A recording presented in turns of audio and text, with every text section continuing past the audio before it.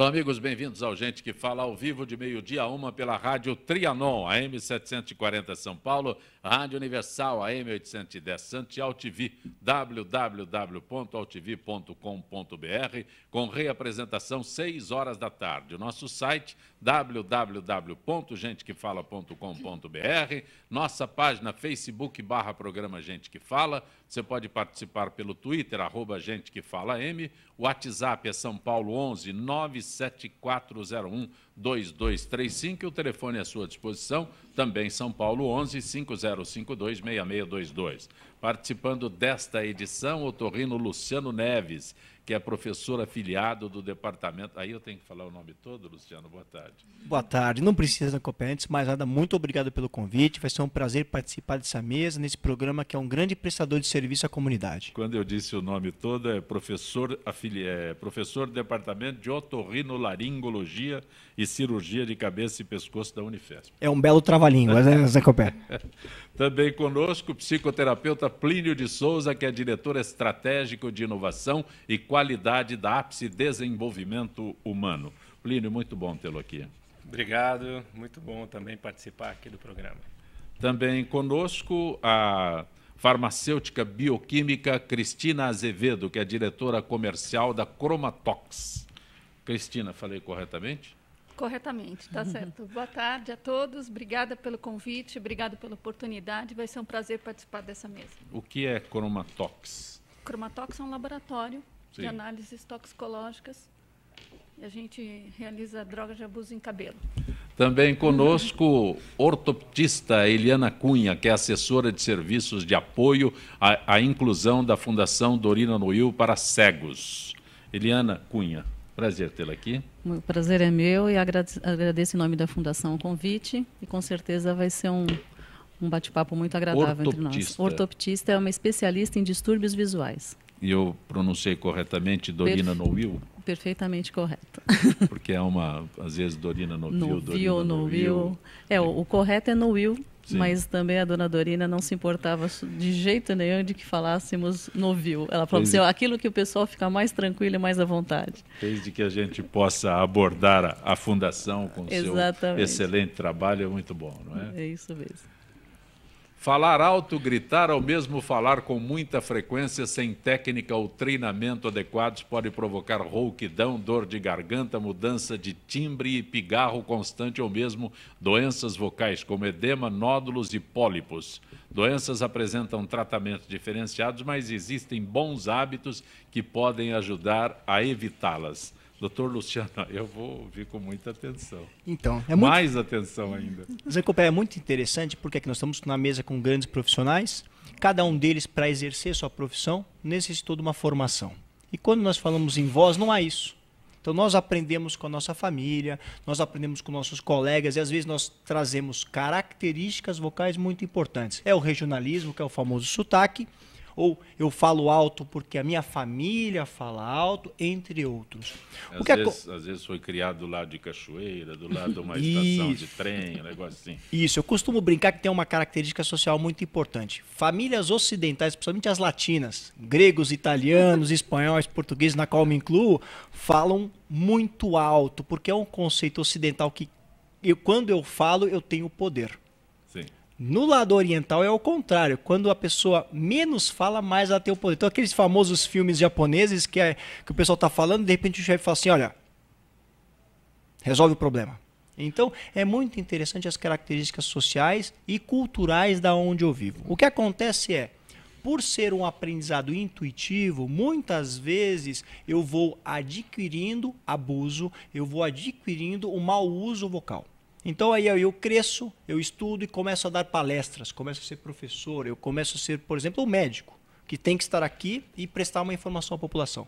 E eu não sei usar minha voz, eu tenho o conteúdo, mas eu não sei como trabalhá-lo. Aí começam a surgir os problemas. Então é muito importante que nós observemos este paciente ou esse candidato. Por exemplo, antigamente, nos cursos de pedagogia, se tinha uma aula sobre oratória, sobre retórica. Hoje não se tem mais. Então, ensina-se a pessoa o conteúdo, mas não como transmiti-lo. Então, surgem problemas do tipo pigarro, coceira na garganta e até lesões como nódulos, pólipos e por exemplo, cistos. Então é muito importante que ao eu ter um problema de voz, e a Academia Brasileira de Laringologia e Voz, ela questiona e coloca a pergunta no ar. Você tem uma rouquidão maior do que um mês, vale a pena procurar um otorrinolaringologista. Porque pode ser um problema simples, como uma laringite, ou até um câncer inicial. Tem dor de garganta, pigarro constante, tudo isso pode provocar a rouquidão? Para locutor, alguém rouco do lado é um negócio desesperador. Pode.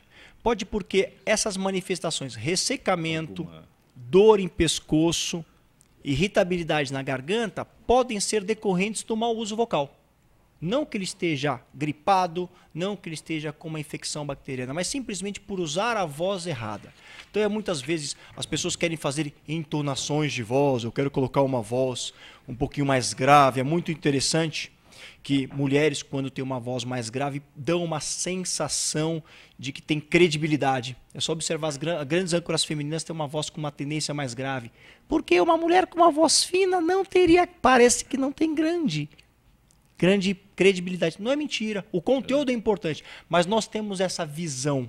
Então, ao eu impostar a voz errada, ao eu tomar atitudes, por exemplo, o professor de educação física que grita muito com seus alunos em campo aberto, vai ficar rouco, porque ele não vai vencer 30 crianças. Então, é muito importante que nós demos treinamento, orientação, usa um apito para o comando com os alunos, usa um megafone, usa um microfone adequado para aulas com mais de 50 alunos. Então, esses são pequenos detalhes preventivos que façam com que esse meu profissional que usa a voz tenha um melhor êxito. Plínio? E às vezes, como você mesmo falou, né, a questão de ficar pigarreando de vez em quando, não é parece que dá uma limpadinha na voz. Para limpar a garganta. É uma limpadinha nociva? Então, é muito interessante, porque ela pode, essa limpadinha ela pode surgir por vários motivos. Eu posso ter uma secreção, por exemplo, de uma rinite alérgica caindo na prega vocal e ela sujou, a voz ficou embargada e você limpa. Mas, às vezes, é um recurso para você ganhar tempo. Eu te faço uma pergunta muito incômoda e você, em vez de você ganhou um tempo, se posicionou e respondeu. Então, nós temos que verificar até que ponto esse pigarro, que iniciou numa situação de êxito, se torna um vício. E aí você fica para sempre todo... Então, toda vez que eu te faço uma pergunta, te coloco em xeque, você se posiciona e responde. Então, há situações que o pigarro advém de problemas orgânicos, há situação que o pigarro advém de problemas funcionais e às vezes por uma questão emocional. Então eu acho que o otorrino é melhor. O otorrino é melhor. O otorrino que trabalha com voz, ele tem que atentar a isso. Junto, ter uma boa fono que trabalha com ele, e se for um profissional cantor, um bom professor de canto. Eu acho que essa trinca é muito importante para tratar esse nosso aluno-paciente. Você está conosco no Gente que Fala e dia 13, hoje dia 10, dia 13 é o Dia Nacional do Cego. 13 de dezembro celebra-se o Dia Nacional do Cego e a Fundação Dorina Noil para Cegos tem muito a comemorar. Além de trabalho feito durante o ano, a instituição brinda a formatura de cursos de capacitação profissional ligados à massoterapia, inclusão digital, rotinas administrativas e avaliação olfativa que aumentam as oportunidades de pessoas cegas ou com baixa visão no cenário profissional. Eliana. Nós estamos realmente um dia para se comemorar, porque a Fundação Dorina Noil trabalha há 68 anos, promovendo, facilitando a inclusão da pessoa com deficiência visual no Brasil. E, realmente, um cenário extremamente importante é justamente as questões profissionais que envolvem a pessoa com deficiência visual. Porque ainda hoje há muitos mitos relacionados a quem não enxerga ou enxerga pouco, como os casos da baixa visão. Então, ainda acredita-se que certas profissões ou que essas pessoas não têm condições de estarem absorvidas no mercado de trabalho. Então, nós temos, além dos cursos de capacitação, conforme você mencionou, em que essas pessoas são preparadas na própria Fundação Dorina Noil, nós temos também um trabalho de consultoria junto às empresas. Então, é muito importante que os empresários saibam que podem contar conosco, nos acessar De forma que a gente faz toda esse preparo do ambiente de trabalho, as informações pertinentes necessárias para que esses espaços eles saibam como não é tão complicado assim, aliás, é muito simples adaptar esses espaços para que a pessoa com deficiência visual desempenhe diversas profissões. Então, são mitos em que a gente tem trabalhado bastante para quebrá-los e deixar o nosso serviço muito à disposição. Nós fazemos um trabalho com a pessoa e também com os ambientes sociais, de forma que essa reabilitação tenha sucesso. Quando eu li aqui, capacitação profissional ligados à massoterapia, inclusão digital, rotinas administrativas, mas principalmente massoterapia. O Japão, né, desenvolve muito trabalho para deficientes visuais e massagista na acepção pura da palavra, né, é uma das funções mais desenvolvidas lá no Japão. Existe alguma coisa específica sobre isso aqui? A questão é que essas profissões em que a visão não seja tão demandada, classicamente elas têm uma abrangência maior quando a gente fala em pessoa com deficiência visual. Por isso que esses cursos de massoterapia, da avaliação olfativa, né? Porque Sim. quando a pessoa perde um dos sentidos, os demais sentidos eles ficam não mais desenvolvidos fisiologicamente falando, mas há uma atenção maior para os outros sentidos. Então, isso favorece que a pessoa tendo mais atenção no tato, no olfato, ela possa desenvolver algumas tarefas que para a pessoa que enxerga, ela vai fazer até de uma maneira menos eficiente. Mas pois como se desse mais talento para ela. Isso, ela acaba tendo uma competência mais desenvolvida, porque basta que até o pessoal aí de casa faça uma experiência, fechar os olhos um pouquinho e prestar atenção, a gente mesmo aqui, prestar atenção um pouquinho nos sons, prestar atenção de como nós pegaríamos os objetos, fazer uma pequena vivência em casa, no seu ambiente mesmo comum. Como a gente fica muito mais atento ao tato, ao olfato, à audição, porque a visão, da mesma forma que nos dá muita informação, nos distrai um bocado. Então, nós temos menos habilidades, muitas vezes, de que uma pessoa que perdeu a visão. E que também não fica restrito só a esse tipo de atividades. Nós temos pessoas sem visão atuando em diversas áreas, né? No direito, administrativamente, em trabalhos economistas, psicólogos, pedagogos, trabalhos assim, com vendas, enfim. Toda a área em que a visão não seja eminentemente necessária, as pessoas podem e são reabilitadas de forma a atuarem nos espaços sociais que elas têm os seus dons e as suas competências. Eu vou esclarecer aqui, eu até fiquei preocupado. Dia Nacional do Cego. Hoje não é politicamente correto chamar cego. Não, é. Cego, sim. Politicamente correto. Não, deficiente visual. Você fez uma pergunta muito interessante, uma colocação interessante. Falar cego não é ofensivo. Então, você pode falar pessoa com deficiência, o que não é politicamente correto, como você disse, tem todo um estudo em cima disso, é que não se fala pessoa deficiente, porque senão você qualifica a pessoa. Então, é pessoa com deficiência auditiva, com deficiência visual, com deficiência intelectual, com deficiência múltipla. Então, é pessoa com. Mas, no nosso caso, no nosso universo, é totalmente tranquilo falarmos pessoa cega e não é ofensivo. O que não se usa são terminologias assim, ceguinho. Bom.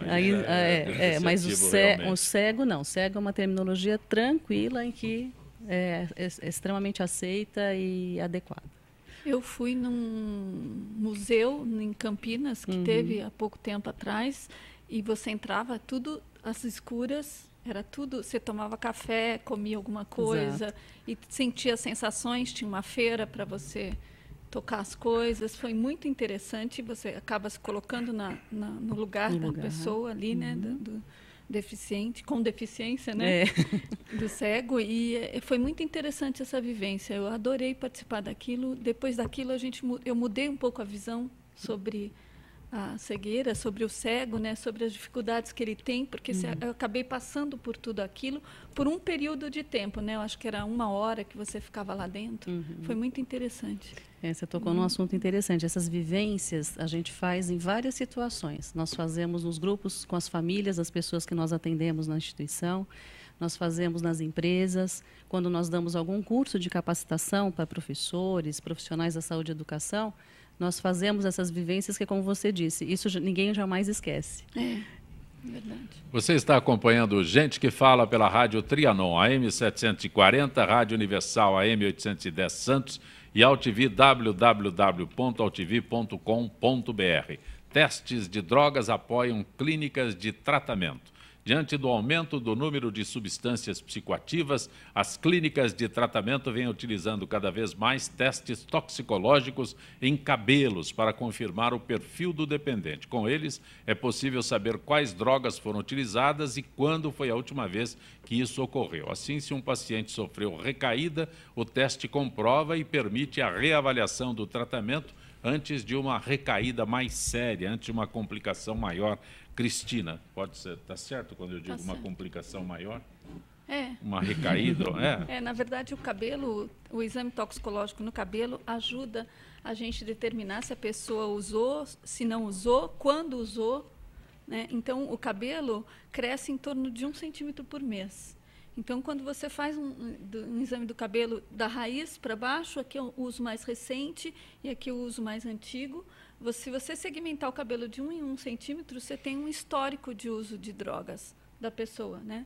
Então, normalmente nós analisamos 3 centímetros de cabelo, o que significa aproximadamente 3 meses, das principais drogas: cocaína, maconha, anfetamina, benzodiazepínicos e opiáceos. E o cabelo, você tem o histórico da pessoa, se ela parou de usar, se ela diminuiu o uso, se ela aumentou o uso, comparando ela mesma, né? Porque não dá para a gente determinar se uma pessoa usou droga, se ela é um usuário leve, pesado, e definição individual de cada um, da frequência de uso, do teor da droga que ela está usando. Mas nós podemos comparar uma pessoa com ela mesma. Então, eu posso dizer, olha, em janeiro ele usou, em fevereiro ele não usou, em março ele usou, ele aumentou o uso, ele diminuiu o uso. Tem como dimensionar a quantidade? A quantidade a gente dimensiona assim. Eu posso comparar assim, o seu resultado com a média que eu obtive no laboratório. Então, sei lá. Você está esclarecendo com relação ao... Por exemplo, o meu cabelo é mais difícil, o cabelo do Luciano já é mais longo, do Plínio. Não, eu não sei, o meu é muito curto, mas é possível, é interessante quando você coloca, porque você tem cabelo longo, comprido, né? Então, aí você fala de 3 centímetros corresponde a 3 meses. Isso, né? Isso. E nesse período aí é possível, esse é interessante, é possível dimensionar se no segundo mês houve um consumo maior do que no... É possível, é possível, Mas pode ser pelo também corporal, não precisa, tem gente que não tem cabelo, né? Então, pode ser pelo corporal também.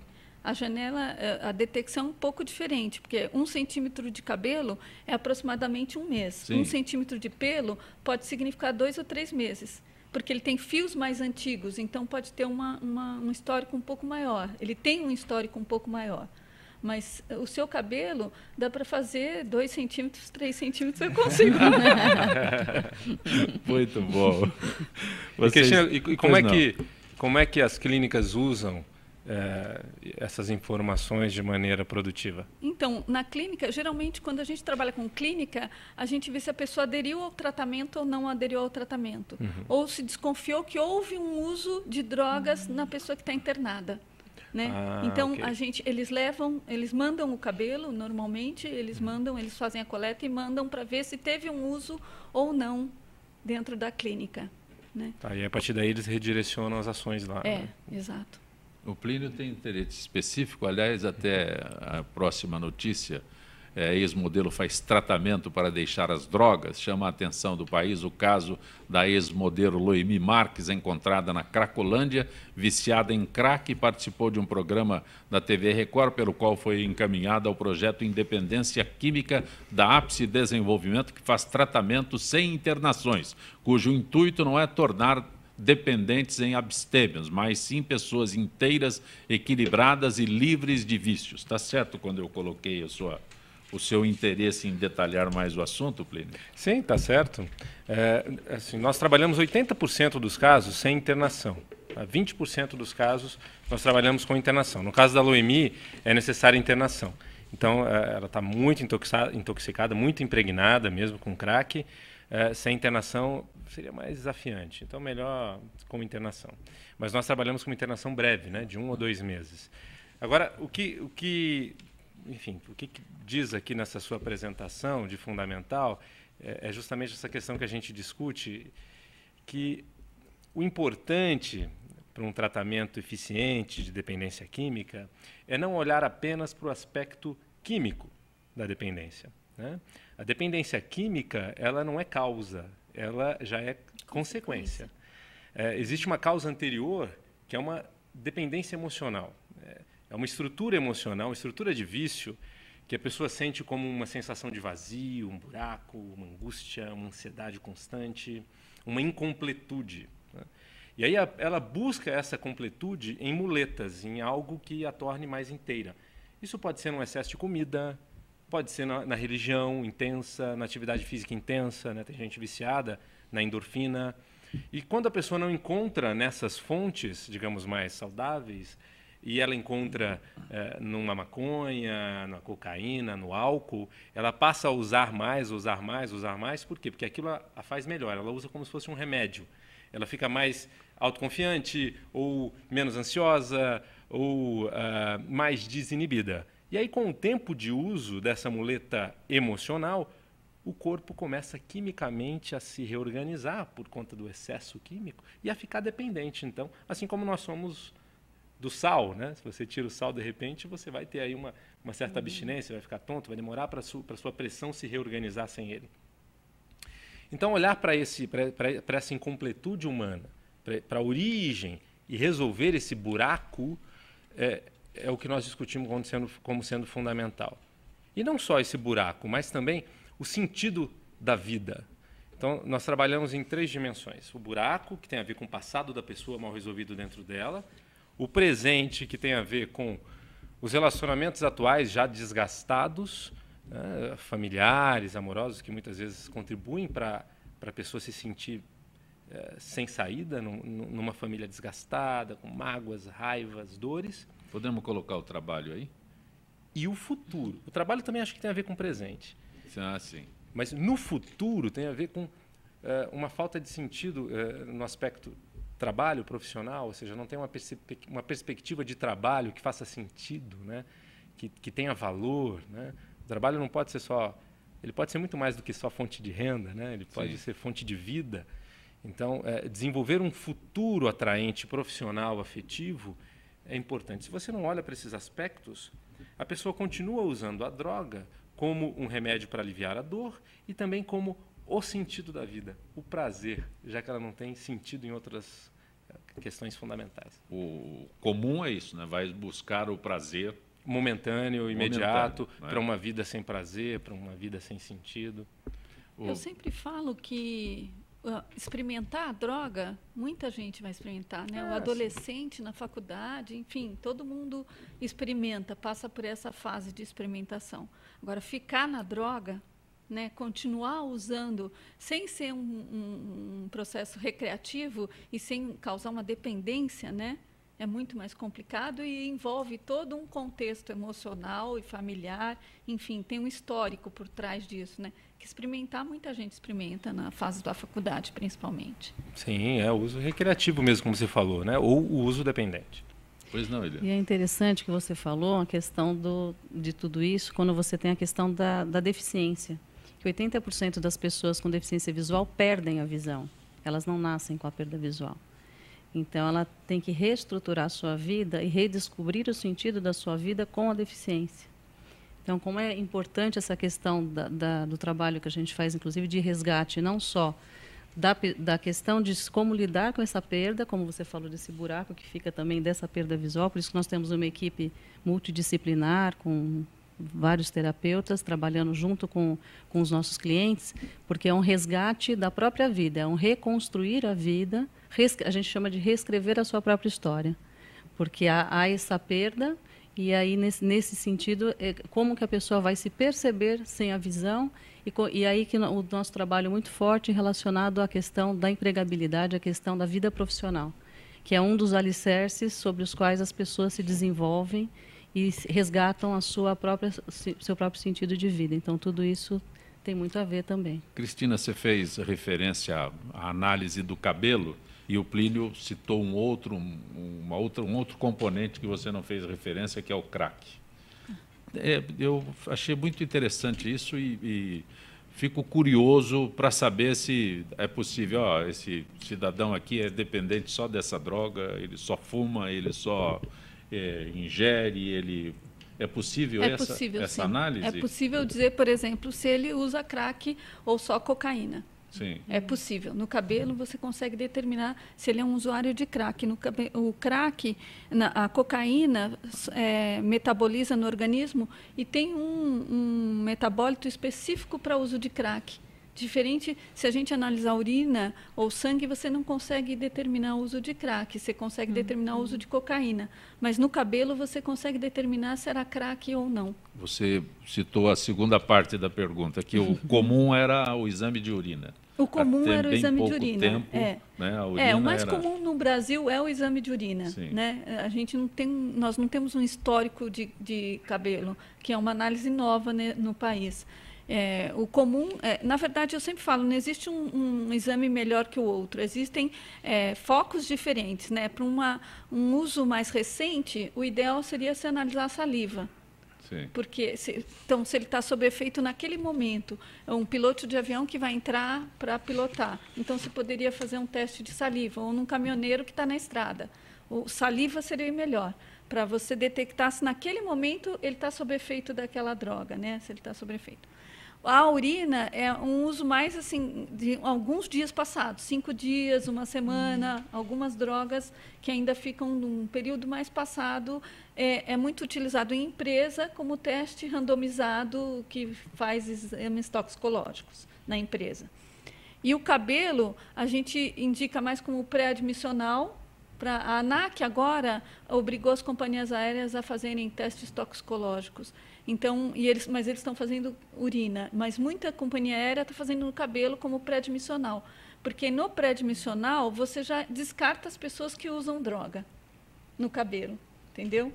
O Plínio, um detalhe, quando você fala sobre o trabalho que vocês fazem de apoio, o que vocês encontram mais de pessoas que chegam até vocês?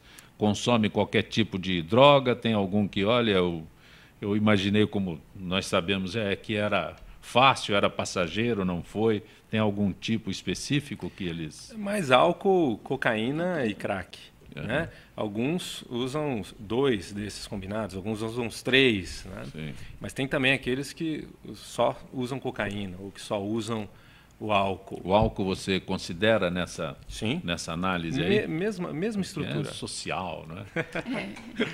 É extremamente social. Né? Mas tem gente que usa a maconha só socialmente também. Sim. Nos grupos de amigos que fumam, quando um amigo traz. Né? Tem gente assim. Até a cocaína tem gente que usa só de vez em quando numa festa ou numa fase da vida. Recreativo é bom, né? Uso recreativo de cocaína. Uso recreativo de cocaína é ótimo. Agora, se a pessoa tem o buraco, o vazio, e aí ela encontra completude naquilo, ela se sente, digamos, mais plena, é uma tentação ela usar mais e mais. Fala, nossa, isso me faz tão bem. Olha que paradoxo. Sim. Emocionalmente, a droga, para muita gente, faz bem. Então, o que a gente precisa? Por que o alcoólatra não quer admitir que ele é alcoólatra? Porque ele sabe que se ele parar de beber, emocionalmente, ele vai ficar pior. Sim. Ele vai ficar estranho, ele não consegue mais se sociabilizar tão bem, ele não consegue se livrar das tensões do dia. Né? O álcool é a porta mais fácil. Então, o que a gente faz é olhar para essa estrutura e trabalhar e resolver essa estrutura emocional. Porque a pessoa se sentindo inteira, então fica muito mais fácil ela largar aquela muleta. O álcool é uma droga permitida, né? É uma droga lícita, socialmente né? possível. Socialmente possível. É muito difícil. O maior uso de o maior caso de dependência é do álcool. E é feio falar, você é usuário? Você é usuário, você faz uso esporádico? Não é politicamente correto, é um termo do momento. Você está acompanhando Gente que Fala pela Rádio Trianon, AM 740 São Paulo, Rádio Universal, AM 810 Santos e AltV, www.altv.com.br, com reapresentação às 6 horas da tarde. Voltaremos em instantes.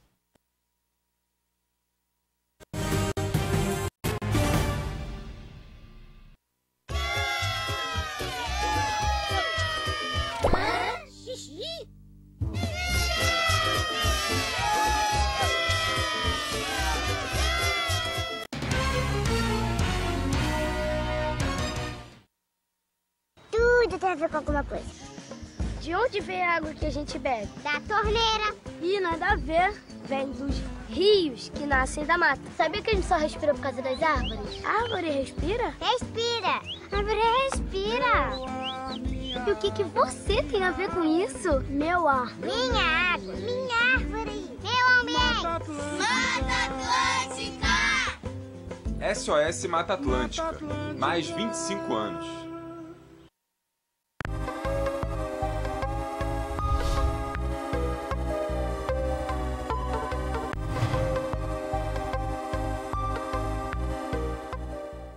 A Câmara de São Paulo convida você para debater o Orçamento 2015. Ele vai ajudar a melhorar a nossa cidade.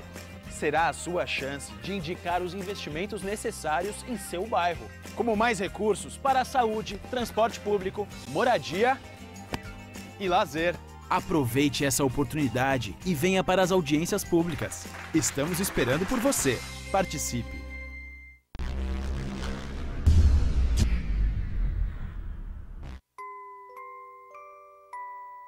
As nossas recordações são os nossos maiores tesouros. Carregamos durante toda a nossa vida. Manipular, distorcer ou implantar falsas memórias, além de ser uma violência, é crime. Somos responsáveis por esse tesouro. Não promova alienação parental.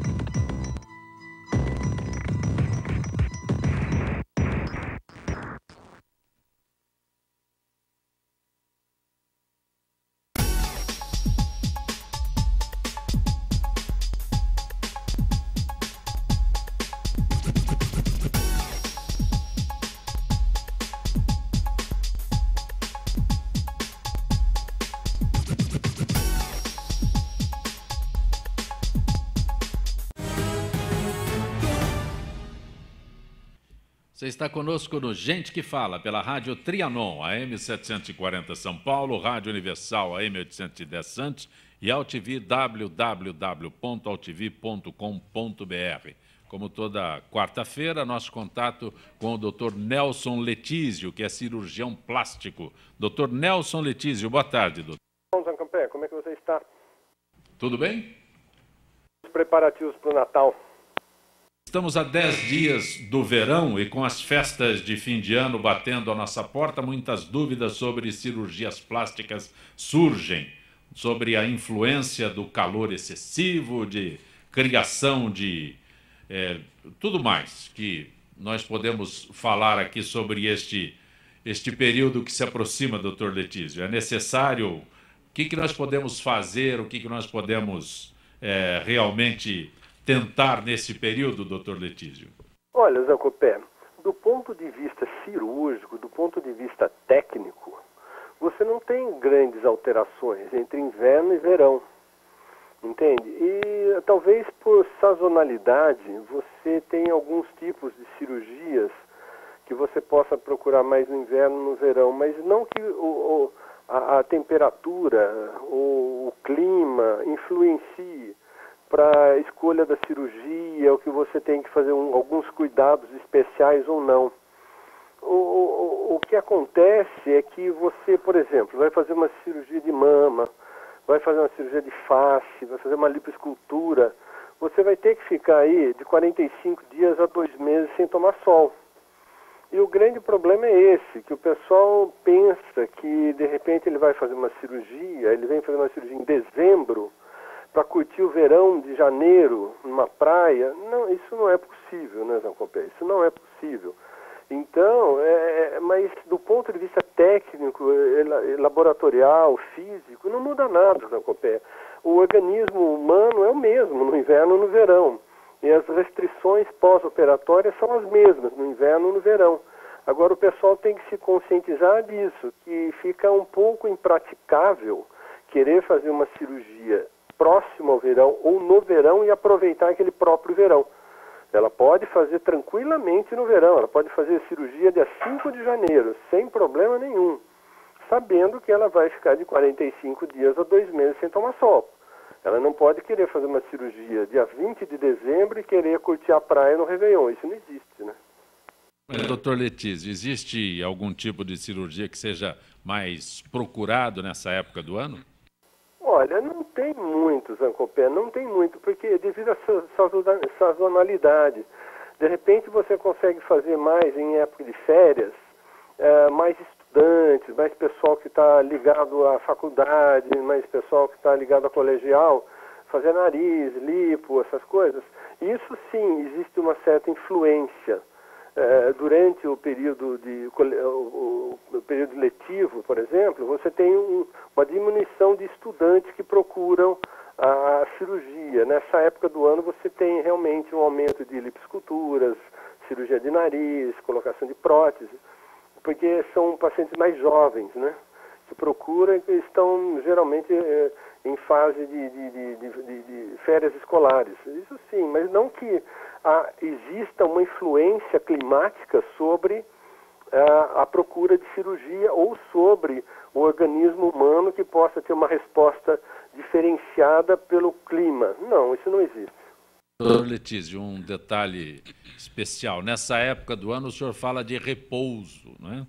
E acho que o período não é favorável a repouso, doutor Letísio. Não, Zancopé, não é o repouso. O repouso em si não é muito ligado, e sim a exposição ao sol, entende? É difícil uma pessoa que queira fazer uma liposcultura, ela faz uma liposcultura, ela dirige 3 dias depois, ela faz numa sexta-feira, ela pode trabalhar segunda-feira, isso não tem problema. Agora, o problema é ela falar, eu vou trabalhar segunda-feira, então eu estou apta para ir para a praia. Não estará apta para ir para a praia. Isso que eu digo, não é que o repouso nessa época do ano é mais difícil, é o mesmo, tanto no inverno quanto no verão. Agora, o problema é a exposição ao sol, a praia, a piscina, que essa época do ano é mais favorável, né? Então o sol é o grande, não vou dizer inimigo, adversário nesse momento, doutor Letísio? É quase um vilão, né? O sol é meio vilão na nossa vida. É como sempre a gente ouve falar, é uma coisa estranha. De vez em quando o café é vilão, de repente o café é bom para a saúde. O ovo é o vilão, de repente ele é bom para a saúde. O sol é a mesma coisa, ele nos faz sintetizar vitamina D, melhora a osteoporose, melhora uma série de coisas. Porém, o sol em excesso dá mancha de pele, envelhece a pele, câncer de pele. Quer dizer, ele é benéfico e vilão ao mesmo tempo. Depende da dose a que a gente se expõe. Então, a gente tem que pensar nesse sentido.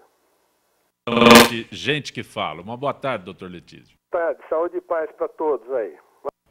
Você está acompanhando Gente que Fala pela Rádio Trianon, AM 740 São Paulo, Rádio Universal AM 810 Santos e AltV www.altv.com.br com reapresentação 6 horas da tarde. Conosco hoje, otorrino Luciano Neves, a farmacêutica Cristina Azevedo, a ortoptista Eliana Cunha e o psicoterapeuta Plínio de Souza. Acabamos de falar com o doutor Letísio sobre o verão.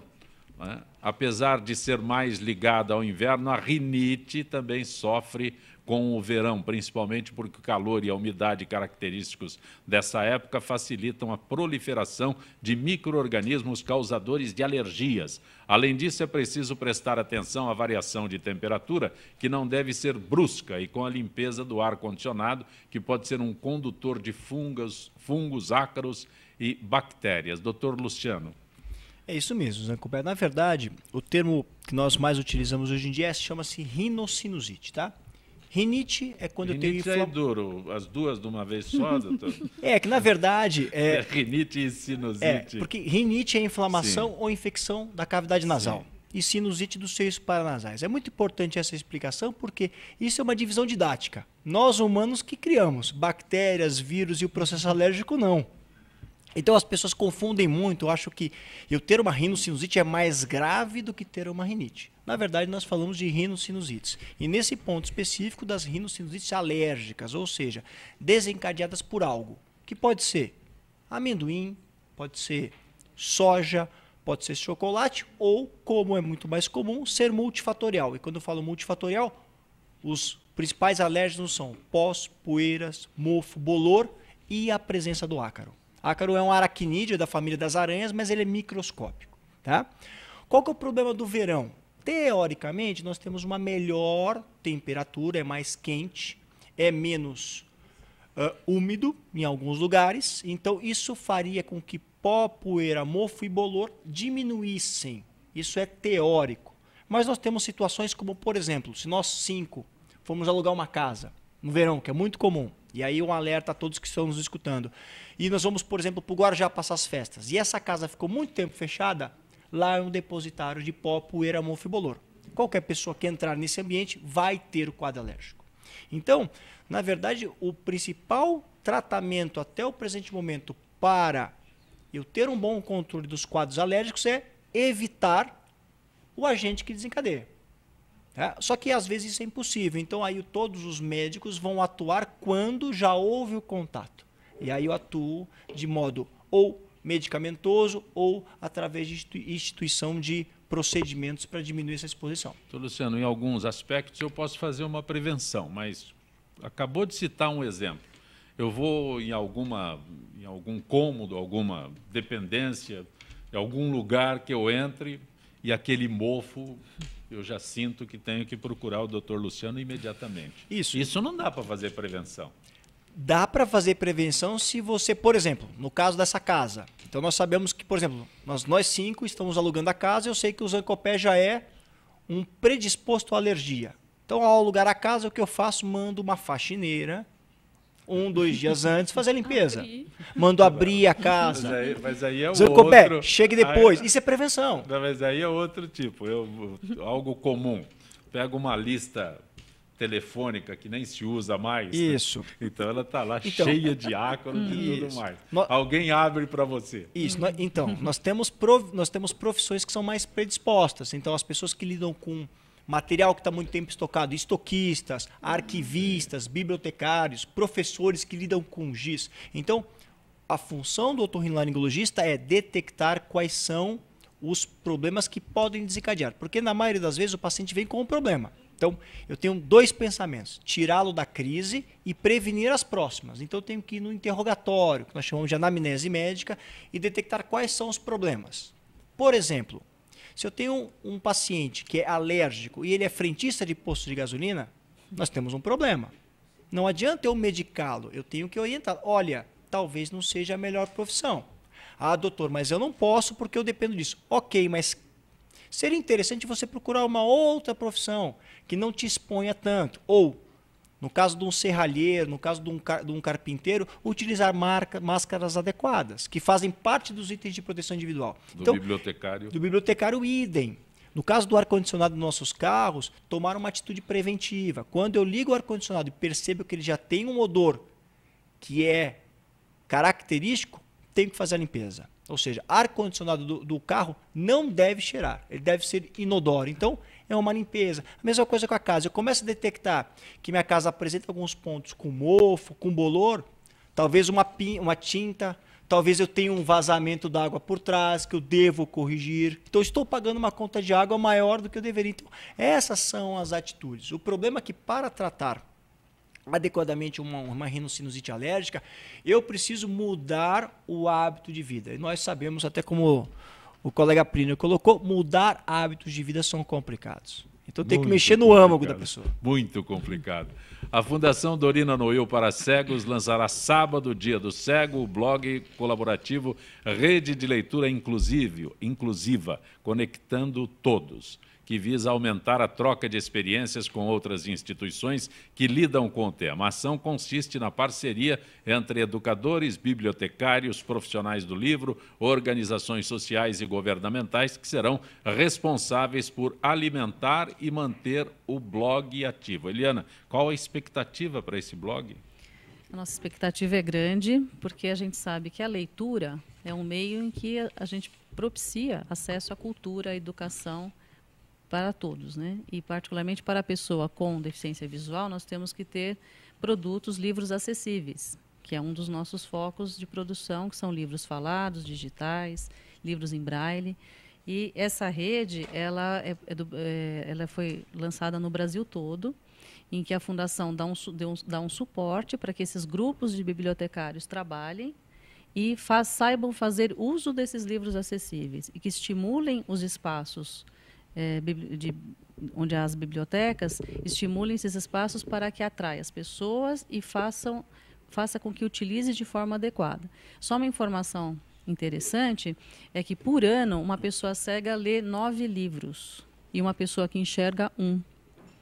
Essa é a média. Então, só por aí a gente pode ter uma dimensão da importância que é a questão da leitura e o nosso trabalho com essa questão da rede de leitura que é de âmbito nacional. E o blog, ele por ser um espaço em que todo mundo vai comunicar, então, que as suas experiências. Porque qual que é a ideia da Fundação Dorina? Nós existimos aqui na Vila Clementino, né, em São Paulo. Então, nós queremos levar a nossa missão e as nossas possibilidades para o maior número de espaços possível, né? Então, nós temos o nosso blog, o endereço é www.redeleiturainclusiva.org.br. Ele tem acesso, ele entra ao ar aos sábados.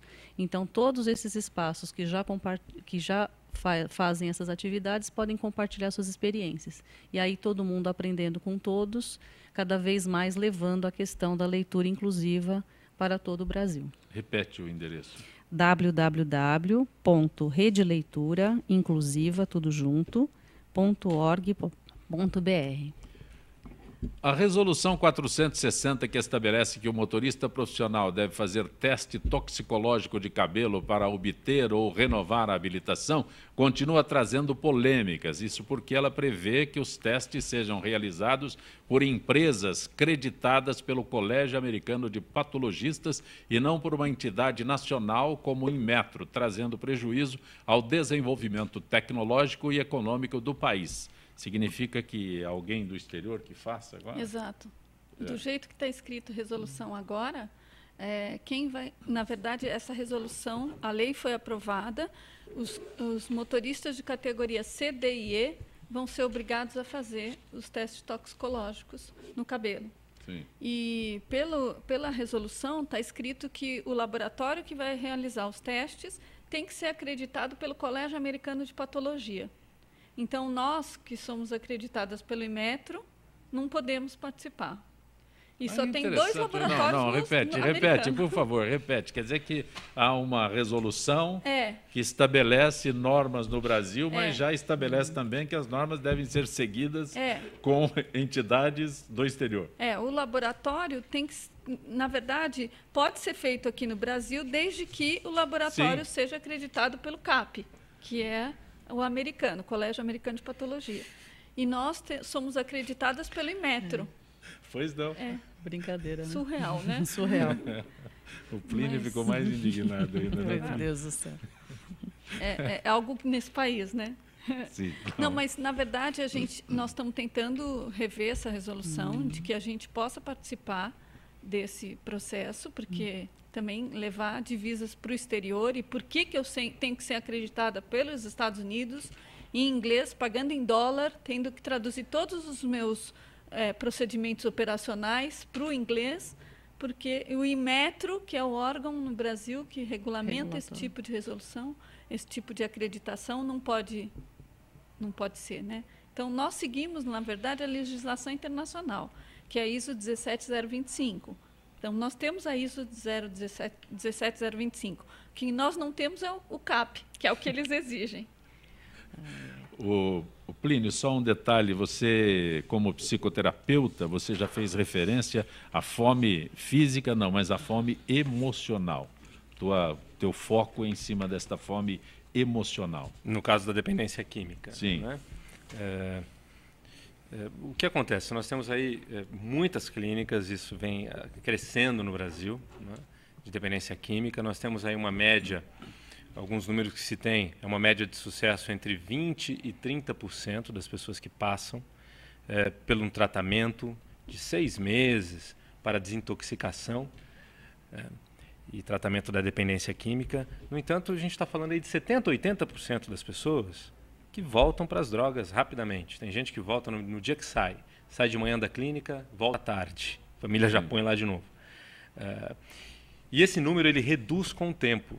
Se nós falarmos de 10 anos pós-internação, estima-se que baixa para menos de 10% de sucesso. Tá? Ou seja, é uma problemática de fato gigante. Por quê, do nosso ponto de vista?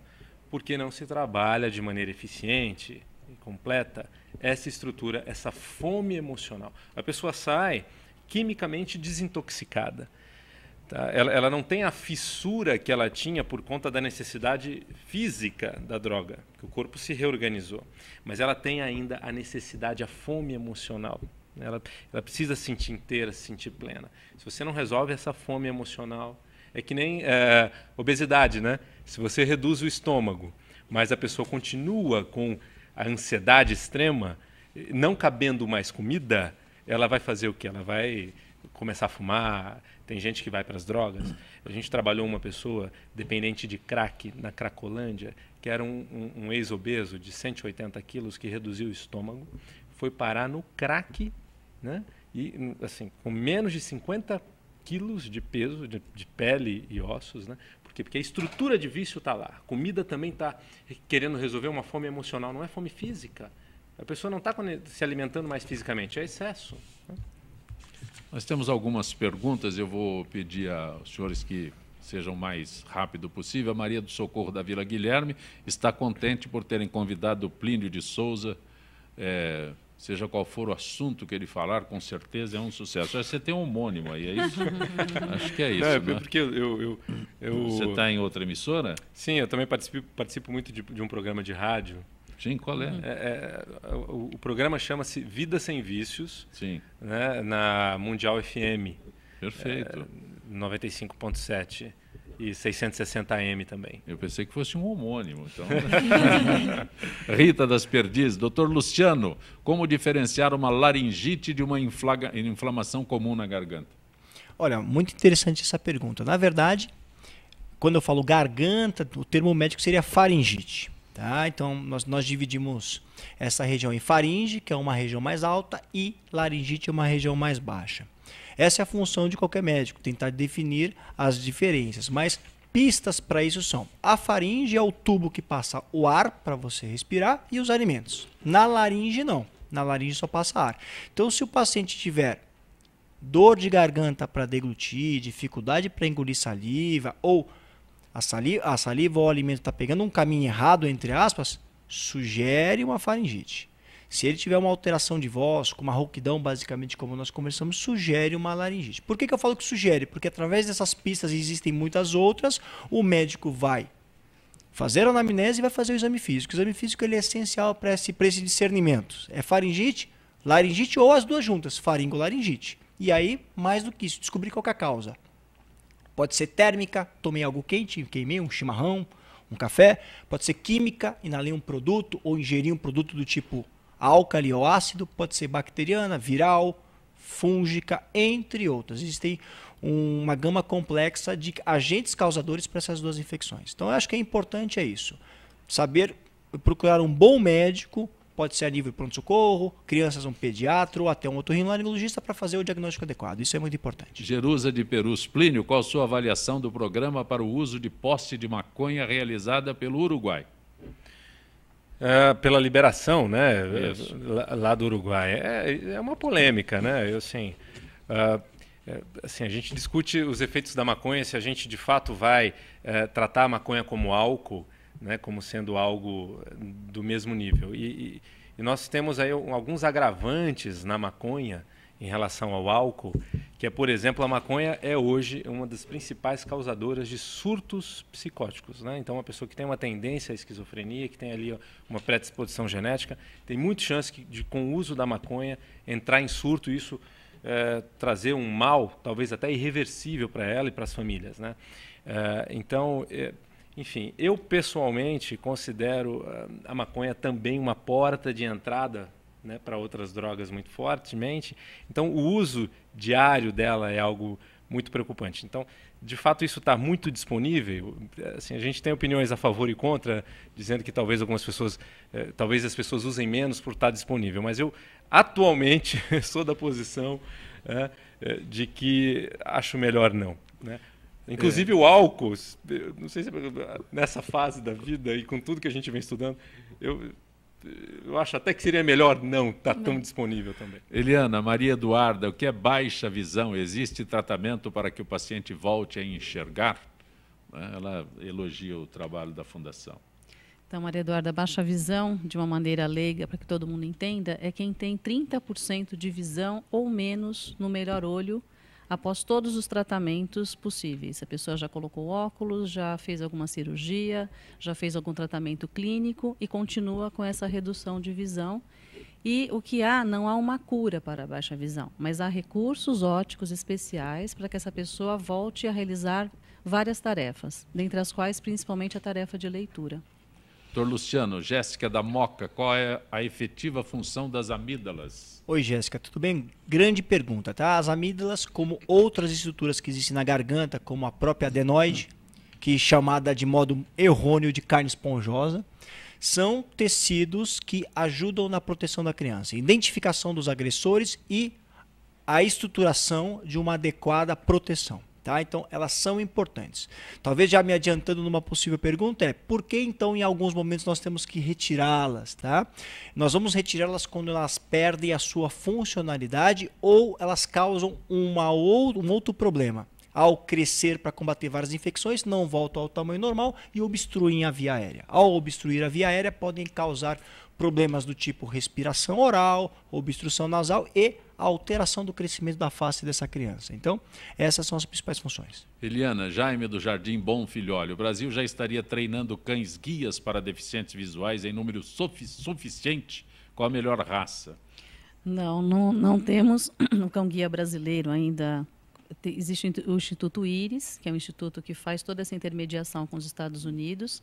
Quem tiver interesse em procurar pelo Instituto Íris, é possível fazer esse cadastramento. O melhor cão para ser cão guia é o Labrador e o Golden. Mas, na verdade, são cães especiais, são cães que são escolhidos, inclusive, na própria ninhada. Existe uma personalidade específica para o cão ser cão guia. Então, é todo um trabalho em que é preparado tanto o cão como a pessoa cega que vai utilizá-lo. Cristina, como você vê o programa Braços Abertos da Prefeitura de São Paulo? O programa Braços Abertos, eu acredito nos programas numa tentativa de recuperação. Na verdade, como o Plínio falou, a porcentagem de recuperação é muito pequena, né, de usuários.